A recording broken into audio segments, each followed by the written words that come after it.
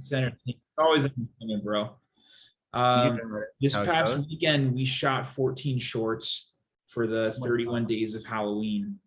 So we're knocking those out, and it's going to become a reality. We're doing 2 more tomorrow, so we'll have them lined up. It's going to be interesting to see, like, at the start of the month compared to the end, if we actually do get some kind of traction. It's like an experiment. Are you releasing them as you go, or is it all at the end on YouTube? I'll probably, I mean, each one is gonna be posted on a different day. I'm probably gonna just plug it in, and once we have them up, just trying to shell them out as quick as possible. Because sorry, it's because the idea of the whole thing is release a video every day in October. Yep. Wow. Word. Okay. So and yeah, maybe some. Well, also, what's the case generally is like one takes off and then everyone like looks back at the old videos too and stuff, right? I mean, that'd be sick. If one out of the 31 takes off, then it's worth it. I feel like a lot of this is just kind of a numbers game. You get enough stuff out there, you never really know what's going to hit. Totally. I worry about that now with TikTok. Like it's become like I was almost thinking like, oh, TikTok might fade away, that stuff, but it's only become more and more prevalent. It's like, oh my gosh, if you're not on it now, you're like really a dinosaur. And Totally, bro. And how quick that shit happened. Like, I think it was a year and a half ago, I started getting on TikTok, and it was like very early adopter. And that was a year and a half ago. And now it's like fucking parents are on it. You know what I mean? Like totally. it's crazy how quick that shit happens. And I really want to know what the next thing is. Like, what's the next TikTok? And then how can we get on that at the super fucking early stage? Because then I mean, right now we're at like the fat end of the bell curve. So if you start up a TikTok account, par for the course. yeah. I mean, at the same time, like we started our YouTube channel like 15 years after it started. And so I don't think there's ever a time where it is too, you just have to wrap your mind around it and be like, yo, I'm committed to this, doing this thing and making totally. This. Well, like a big thing for me going forward, I was thinking about this today in comedy is like, hey, when am I going to really commit myself to stand-up comedy? And part of that for me, like holding off is like, well, if I do that, do I have to do TikToks too? Because I feel like a lot of my creative like juices are like with doing characters and doing impressions and stuff. And I was like, no, don't like find something to deflect off of doing the stand. Like, I don't know. I was just kind of like figure out a way to really just put your head down and commit to a medium and do it. That's it, bro. It's like, it's what feels right for you. To me, YouTube, the audience of YouTube, how like it's more predictable as far as like the views you're going to get and just attraction. It's like a slower journey, but it's more like TikTok to me was like, it's fucking crazy, dude. You can get 8 million views on a video, and then the next week you're getting like 100 views. And that kind of shit was just not good for my mentality. I think it's destructive for a lot of people because like, it just kind of fucks with your expectations. But it's kind of, using whatever platform works for you. I know a comedian on TikTok that he was big for a while, and he's always like, I don't know what happened to him now. He like takes breaks and he goes back on, and he's like still trying to figure out how to coexist between that and like having an actual creative career. And that's like his main job, but sometimes it can feel like a curse and stuff. I'm also always on YouTube. Like, I'm the audience of YouTube. I enjoy watching YouTube videos. Like, I'd say 80% of the time when I'm looking for content or whatever, it's just YouTube. So I think because I like being a consumer, it works to be a producer also. Like, are you a TikToker? Do you get lost in that void of like, let me look at my phone for 2 hours? Or is that not you? No. And like, I wonder if I should be. I mean, it's not a matter of should be. It's more like, what are you naturally drawn to? What are you watching? Are you like a YouTube guy? Are you like a Netflix guy? What's the medium? It's a great question. I don't love any of them, frankly. I think most movies and stuff are crap too. I think everything's kind of crap, but I think best case scenario, I guess I love it all in spades. It just depends what you're into. I mean, My favorite things are like reality shows, Impractical Jokers, Shark Tank. I love reality shows too, bro, because I have to shut my mind off when, like, if I get in the space where I'm like, yo, I've worked so hard today, like, I just want to chill. I usually don't want to watch a film or like a TV series that makes me think. I just want to shut that shit down and just watch. Not think about the craft or the technical. You just want to like bro, get lost in it. No, that's my reasoning too. But I mean, obviously, best case scenario, I'm watching like the Lord of the Rings show right now and the House of Dragons, and like to be on something like that would obviously be a dream come true to shoot. Anything really big budget. I mean, like I said, like doing that Netflix gig that was a comedy and getting to play like a colorful character, some jokes and stuff, and getting to shock everyone was a dream. And I love movies. I think I was listening to Nick Kroll today, comedian Nick Kroll, and he came up doing kind of like improv and kind of alternative comedy and sketch. And he's always like, I don't know if I'm the stand-up comedy guy, but everyone's kind of doing it as a means to do their own material and make money and stuff. But he's like, Anthony Jeselnik, Amy Schumer, those are like the real stand-ups. He's like, I don't feel like a real stand-up. And he kind of had like a loose 20 minutes that he would do. But then his wife told him one day, she's like, why don't you put together an hour show? He's like, I'm not the guy. He's like, think about it. And he thought about it. And you think of Nick Kroll as being such like a silly guy, but it was kind of cool for me to hear that he just put his head down and said, I'm going to commit to this. And then he did. And now he does, arenas and stuff.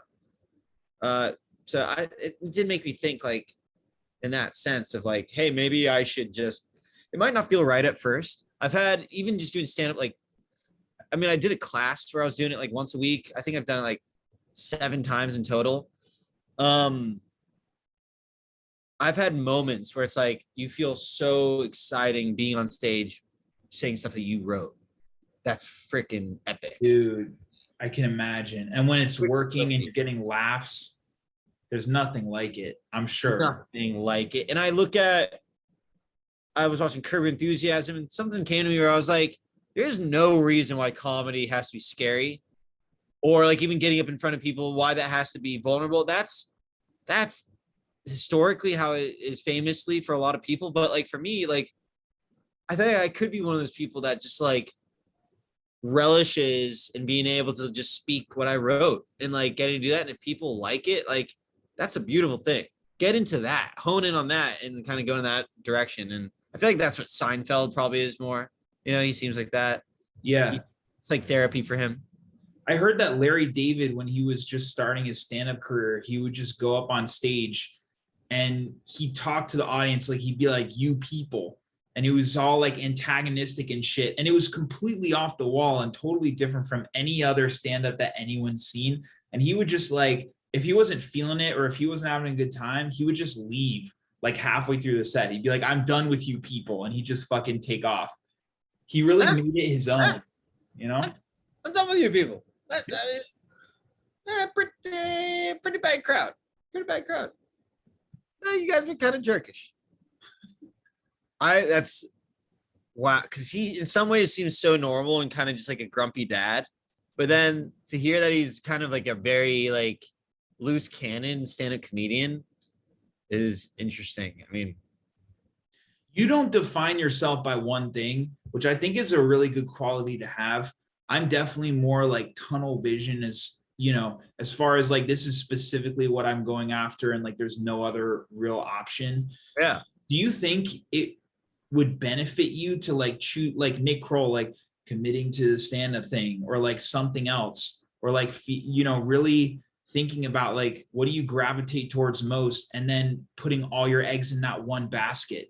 Do you think that would be beneficial to you? Or do you think like kind of trying your hand at a bunch of different things is the way to go? Well, Nick Kroll is someone that I kind of model myself after in that he had a few different avenues that he went through to get to where he is today too as well. But each of those things, he sounds like he did go hardcore head first into tunnel vision. And do you know if it was like all those different things at one time, or was he like 100% in stand up, then he moved to 100% into like the improv thing or whatever, then 100%? I don't know. I assume that his general thing was obviously comedy, But then, no, he did get to do a lot of stuff. He said he was always auditioning as like a kind of a serious actor too and stuff. And then he was writing on stuff all the time. He was pretty broad. And then the stand up was kind of later, where like, he had bits he would do just from being on stage, and that went into his stand up. But then when he committed to doing an hour, that was like 6 months, and then he would go on tour. And so he really went head first. I think for me, let's face it, like generally speaking, I ironically enough, trying to be kind of a serious actor. That's my MO. And I think like a lot of serious actors, whether it's John Travolta, Kevin Bacon, I'm naming like the most iconic guys of the 90s and stuff, but they have comic backgrounds as well. To star in a movie, you have to have that comedy charm, even in dark moments and everything. And I kind of model myself after that. One of my favorite roles of recent for a young guy, my dad pointed out, he's like, these are good actors for you to watch, was, and this is before I was even really into the comedy, was that British movie, The Favorite, with Emma Stone a couple years ago. And Olivia Colman won the Academy Award for it. It was kind of like Amadeus. It was supposed to be like Versailles, France, or something in the 1800s. It was one of those Yorgos movies, the guy that made The Lobster and everything. And, they were sort of very historical and aristocratic, but the kind of angle of the movie was showing how bizarre and human and ridiculous they were, even back in this historical sort of proper time. They were actually a bunch of just idiots. And the guy that played the young politician with a giant wig and everything was sort of pompous and always getting into trouble. And he pushed the girl off the edge. Is this actor Nicholas Holt? And star. He's in that TV show. Is kind of a spin-off of that now called The Great on Hulu, about like this princess in Russia, and he's like this horrible husband. And he's a star, but he was in Mad Max and everything. But just being able to do that sort of drama, but with a lot of light colors. Yeah. Something that you gotta have. And, I love something like Fleabag with Phoebe Waller-Bridge. She wrote that half-hour comedy. That's dark, but comedy in it for sure. Dude, Fleabag, I still haven't seen Fleabag. And yeah, I've heard about how incredible it is. And like season 2 is unbelievable or something, right?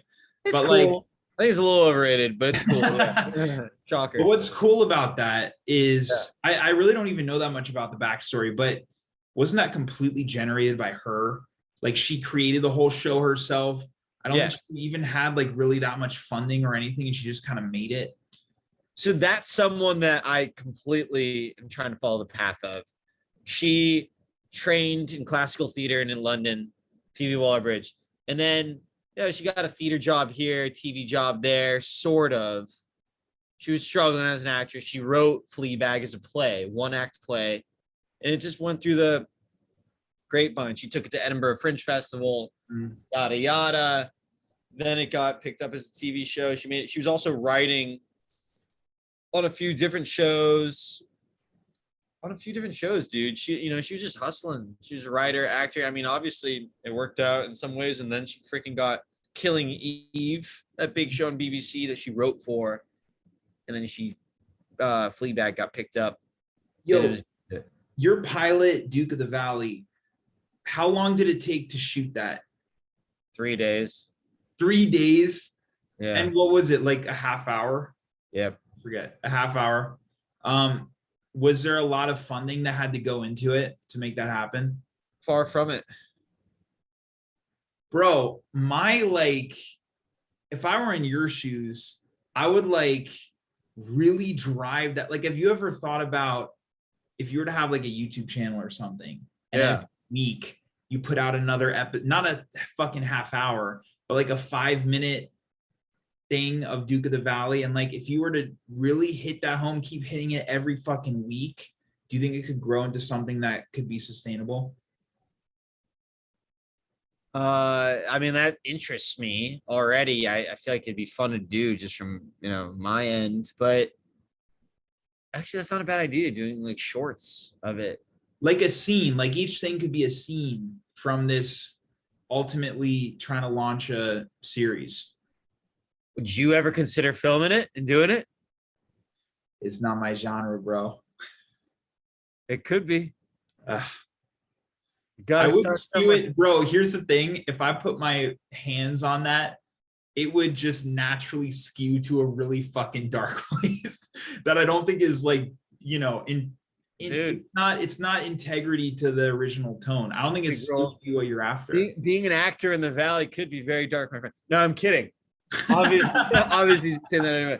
But that is kind of the kicker is like, yes, if I had a film team like that that could do it for quick, But but bro, here's the thing. Here's the thing. Everyone can do that. Like, I don't know. Wait, how did you even film the pilot? Who did you get to film that? a producer friend of ours. He had the like connection. DP'd it. What's that? He DP'd it. No. So this producer that did 7 Days to Vegas knew these people that they have like a little film team that they direct, camera guy, sound, and they edit. And it was like 15 G's. It wasn't that cheap. Super cheap for that, but like, it's if you're gonna do that a lot, what are you gonna pay 7,000 every time? No, I would need someone that's like, you. Here's the thing though, bro.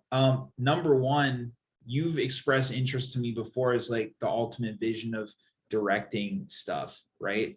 Like Yeah. ultimately you would like to direct some stuff. Bro, Yes. anything you can direct. Directing is like for real, bro. And like I'm a director and I'm saying this shit. Like, yeah, you have to have a specific vision. You learn how to be malleable while also holding that specific vision. That comes with experience. But like all you need is a great script. And then you just look at the script and you're like, oh yeah, this is how I think this could look. Bro, you need equipment. I don't have a camera team or sound. Bro, here's the thing. You live in Los Angeles, right? You know how I did it? You know how I like found the people to collaborate with? I went on Facebook. Do you have a Facebook?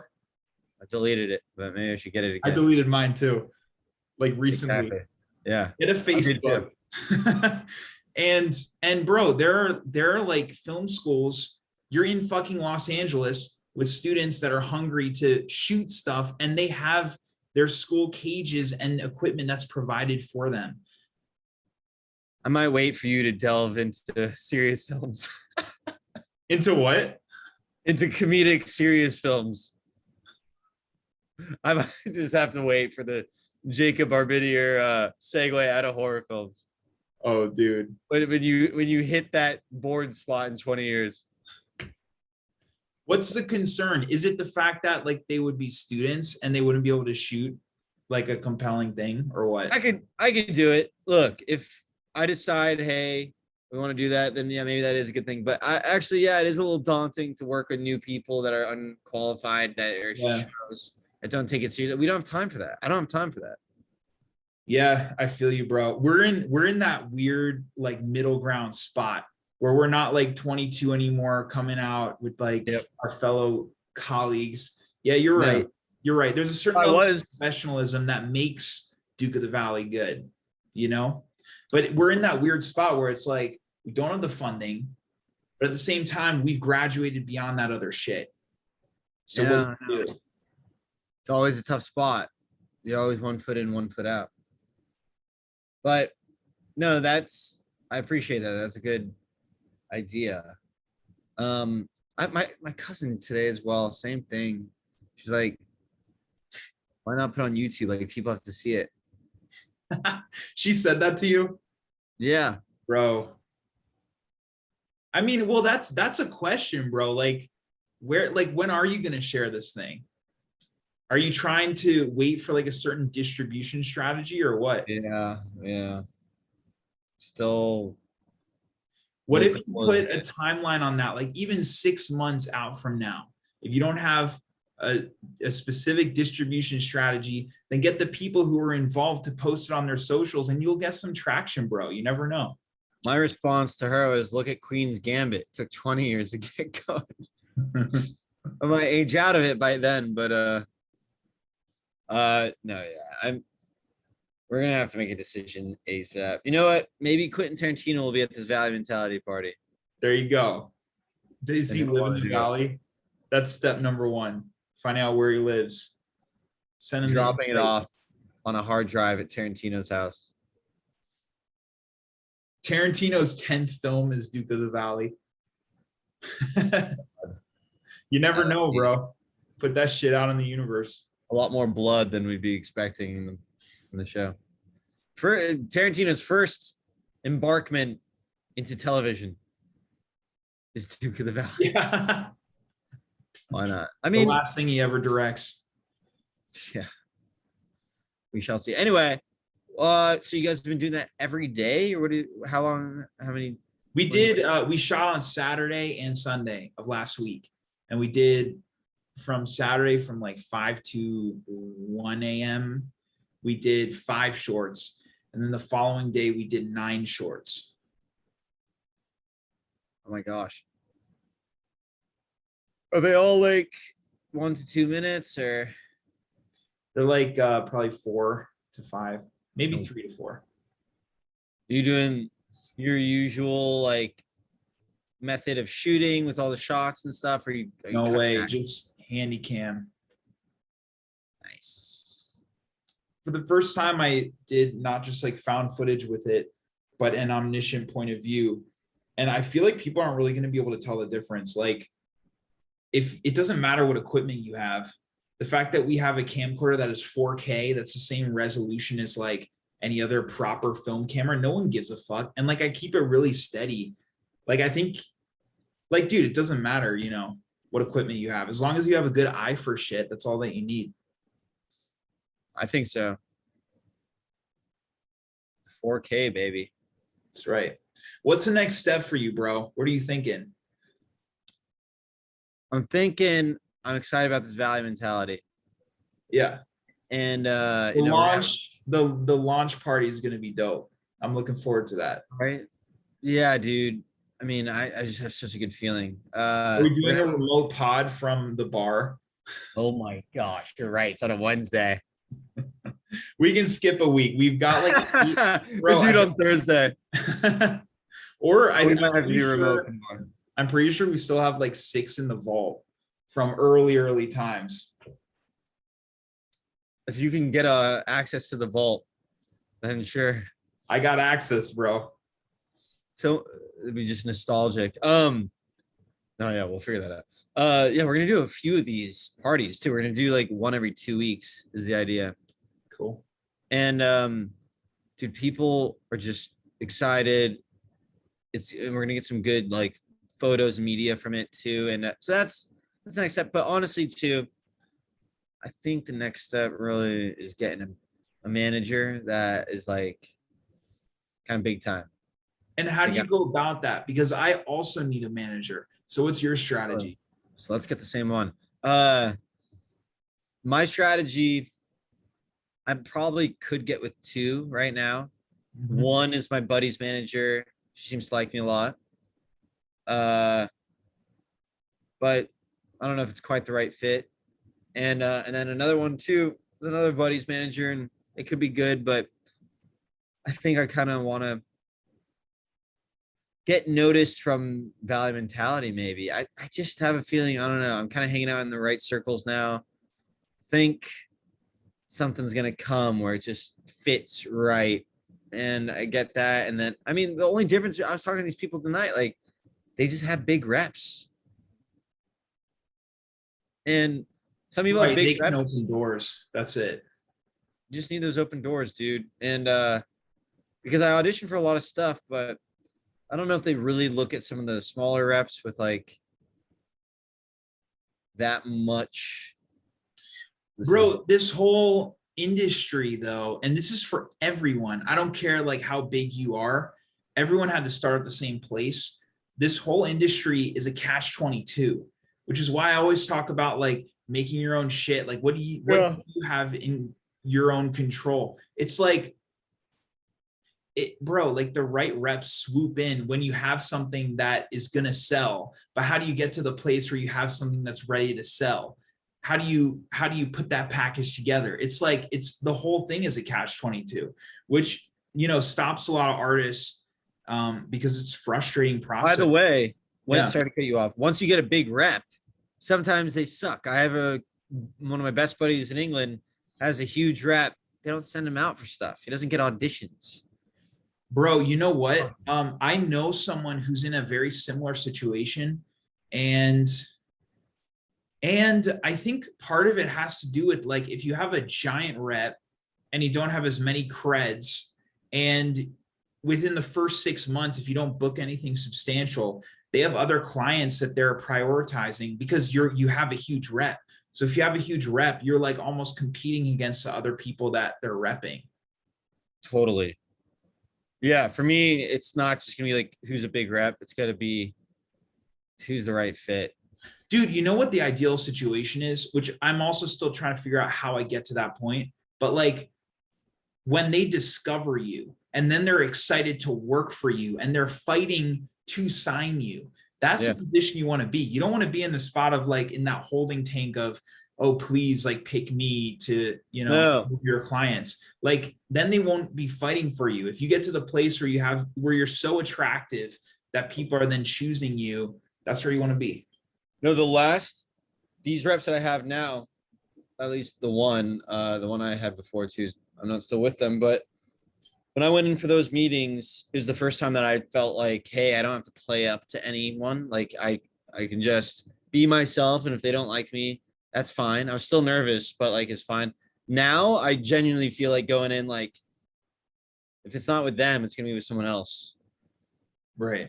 It's like, you do you. You still got to like make sure that they understand the full you and stuff. Try to, but it's like, it's all going to work out. I would recommend for anybody else, you just have to keep putting your front foot in front of the other, one foot in front of the other, and make goals, make little goals, and accomplish those. Then the things out of your control will hopefully come into play. And again, as hard as it is to stomach this, it's the truth, which is the fact that if you do get that gigantic fucking thing that's your end game too early, it's more of a curse than a blessing, because you won't know how to deal with it and then get that longevity in play. You have to be ready for the moment and then you'll succeed. The really interesting thing is going to be everyone has a different fucking path, but like the cool thing about this podcast is we're logging every fucking week of this journey.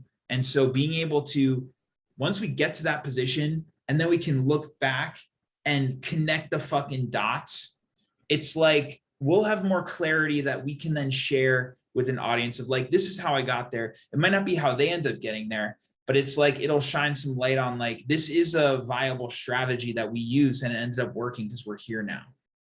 And we already have moments that are like worth reflecting back on. Moments. Yeah. 100%. My Valley Mentality launch was like, for me, like pivotal, and I could go back and see how my reaction was to that. That's it, bro. And you always bring that up. And I think that's important. Like you have to go back to those moments that, you're like, fuck, this is surreal. Hitting the 1 million views on YouTube. Fucking surreal. All those things. Astounding. Yeah. Yeah. And it's so easy as humans to just forget that shit. You got to go back and relive it and be like, you lose the feeling. You lose the feeling. So you got to like physically force yourself, Exactly. My bro. It's late. I think this is good for today. Let's close this out. Let's close it out on have you gotten to watch anything interesting this week? The Patient, I'm still keeping pace with. What episode are you on now? I love it. I also, part of that was like me being like, oh shit, I keep forgetting to watch it. But yeah. I think it's like 4. But like, bro, they release an episode every week. I hate that shit. Like, it's like, we're now in binging territory. I hate actually waiting for stuff, but I'm liking that. Bro, huge wreck. Way better than that is Dahmer. It's on Hulu, I think. And it's Netflix. It's the guy who did Ryan Murphy. You know Ryan Murphy? He did American Horror Story. Yeah, exactly. But he did this thing. I think he wrote it and produced it, whatever. But like, dude, it's unreal. The pilot of Dahmer, like Jeffrey Dahmer, the guy who killed a bunch of people and then like ate them. It's so well shot and well executed. Highly recommend. Wow. I saw the thing that he did true crime story on Monica Lewinsky and the Bill Clinton scandal. How was that? It was cool. Yeah. It got a little exhausting after a while, but like interesting subject. And like the guy that played Bill Clinton was pretty good. I mean, they were all really good. Yeah, interesting. Dude, I have to say, also for the Dahmer thing, the guy who played Dahmer's dad, and I'll find him, is unreal. But tell me, what else have you been watching? Just really the Lord of the Rings show and Game of Thrones show, Yeah. the House of Dragons, and Rome. We started Rome as well. Rome. Is that about Rome? Yeah, it Nice. is. It literally is. Title. It's like, Bro, it's Richard Jenkins. Do you know who that is? no, I don't. He's great. The way he cried, because bro, there's a scene in Dahmer, and then we'll close this out, where like he's in the interrogation room hearing about what his son did, and the two like detectives leave the room. And then the way he goes from like breaking down and crying to like collecting himself, then breaking down again and collecting himself. I'm like, this is next level shit. He's the dad in Step Brothers. Yeah. Yeah. Talk about a performance. Oh, come on. Yeah. Don't get me started. Yeah. So funny. It's All been right, real. brother. I'll see you at the party, bro. I will see you at the party, man. Get excited. Looking forward to it. You're gonna have your hoodie, Bro, of course. I don't give a shit how hot it is. right? I'll be there. Yes. 100 degrees. I don't give a fuck. Embrace the heat, baby. That's it. All right, bro. Much love. Peace. Bye.